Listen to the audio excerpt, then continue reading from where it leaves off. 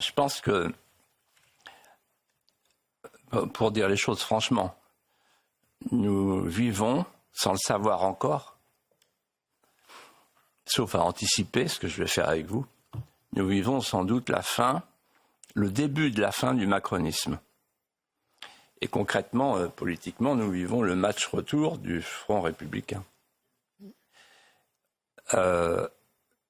Hier soir, un ami m'a envoyé un tweet de Macron. Extravagant. Vous pouvez le retrouver. On appelle ça un post maintenant.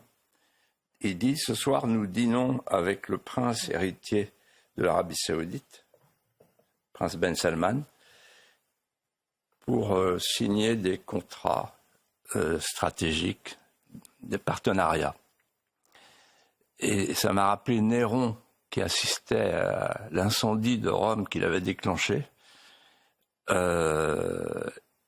et qui dansait et qui chantait avec sa lyre.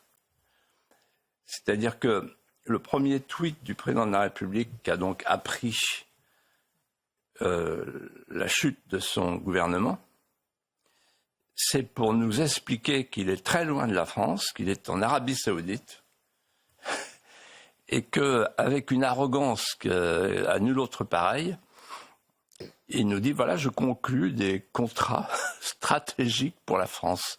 C'est-à-dire qu'en fait, il se moque de nous, il se moque de son gouvernement.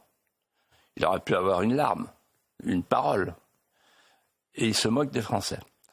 Et ce que nous vivons, je le dirais de la manière suivante. Nous vivons une situation sans précédent depuis 1958, c'est-à-dire que la France a perdu, le contrôle de ses finances publiques, avec un déficit qui va dériver jusqu'à 6% du PIB à la fin de l'année, une dette qui va dépasser les 3 300 milliards à la fin de l'année.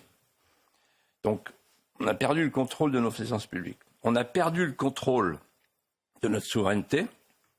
On le voit tous les jours, confère le Mercosur, Sanofi, la souveraineté sanitaire, souveraineté agricole, et j'en passe. On a perdu le contrôle de notre identité, puisqu'on n'ose plus transmettre la France, et notamment à l'école.